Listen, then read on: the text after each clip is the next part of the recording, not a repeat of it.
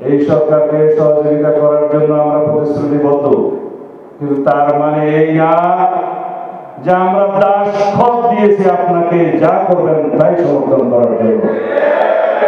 যদি বিএনপি দুর্বল হয়, বাংলাদেশ দুর্বল হবে। আপনারা কথা বলছেন গণতন্ত্রের বিপরীত ভাষায়, আপনারা কাজ করছেন আইনের শাসনের বিরুদ্ধে। বিএনপির কি খরা পড়ে গেছে যে আওয়ামী লীগ থেকে লোক আমদানি করতে হবে? যে আওয়ামী লীগের রক্তে, যে আওয়ামী লীগের ডিএনএতে গণতন্ত্র নাই, যারা একবার আওয়ামী লীগের পতাকাতে ঐক্যবদ্ধ হয়েছে, তাকে কেন আপনাকে আহ্বান জানাতে হবে?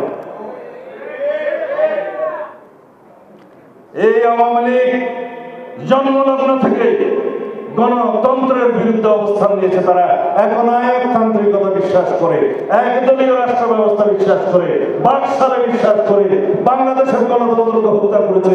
সাংবিধানিক ভাবে তারা তাদের রাজনীতিকে নিজেরাই কবর দিয়েছে, গণতন্ত্রকে কবর দিয়েছে বাকশালের জন্ম দেওয়ার মধ্য দিয়ে। দেবতার সৃষ্টি যাতে করার কেউ পায় তারা না পায়, আপনি সবার সম্মানিত ব্যক্তি, আপনি সেই ব্যবস্থা নেবেন, অন্যথায় আপনার সম্মান রক্ষা হবে কিনা আমরা সন্দিহান। কথাগুলো খুব নরম ভাষায় বললাম, সেজন্য মাননীয় প্রধান উপদেষ্টা খুব নরমভাবে নেবেন, আশা করি সেটা হবে না। বলছি নরমভাবে, মাননীয় প্রধান উপদেষ্টা হয়তো আপনার কানে যেতেও পারে, নাও যেতে পারে, গেলে ভালো।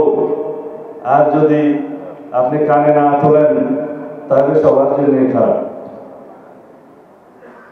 ভাবটা এখন এমন হয়েছে, আপনাদের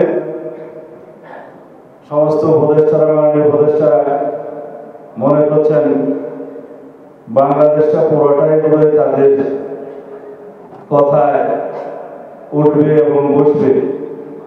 তারা মন যা চায় তাই সিদ্ধান্ত নেবে এবং আমাদেরকে মেনে নিতে হবে। আপনারা যে রাস্তায় হাঁটছেন সেটা অত্যন্ত অগণতান্ত্রিক পন্থায় হাঁটছেন। আপনারা কথা বলছেন গণতন্ত্রের বিপরীত ভাষায়, আপনারা কাজ করছেন আইনের শাসনের বিরুদ্ধে। একটি উদাহরণ দিয়ে কথা বলি। ঢাকার রাজপথে নগর ভবনে আজকে কয়েকদিন যাবত জনগণ ঢাকা নগর ভবন তালাবদ্ধ করে রেখেছে, চতুর্দিক থেকে তারা ঘেরাও করে রেখেছে। আলটিমেটাম দিয়েছে স্থানীয় সরকার উপদেষ্টাকে যে আদালতের রায়ে যিনি মেয়র ঘোষিত হয়েছেন জনাব ইঞ্জিনিয়ার ইশরাক, ইলেকশন কমিশন যার নামে গেজেট প্রকাশ করেছে আদালতের রায় মেনে, তাকে আপনারা শপথ গ্রহণ করাবেন না, বিভিন্ন রকমের কলা কৌশল করছেন। তাই কি আইনের শাসন হলো? আইন আদালতের শাসন হলো? আমরা কিসের শাসনের জন্য অপেক্ষা করছি? আইনের শাসনের জন্য। প্রফেসর ইউনূস সাহেব এবং আপনার একজন অল্প বয়স্ক উপদেষ্টা স্থানীয় সরকার মন্ত্রণালয়ের দায়িত্ব আছেন, তারা মনে করছেন যে তারা আইনের আদেশ মানবেন না, কোর্টের আদেশ মানবেন না, ইলেকশন কমিশনের গেজেট নোটিফিকেশনকে তারা তোয়াক্কা করবেন না। তাহলে গণতন্ত্রের বিপরীতে আপনাদের যাত্রা হলো। আমরা সবসময় আপনাদেরকে সহযোগিতা করেছি, এই সরকারকে সহযোগিতা করার জন্য আমরা প্রতিশ্রুতিবদ্ধ, কিন্তু তার মানে এই না যে আমরা দাসখত দিয়েছি আপনাকে যা করবেন তাই সমর্থন করার জন্য। যদি বিএনপি দুর্বল হয়, বাংলাদেশ দুর্বল হবে।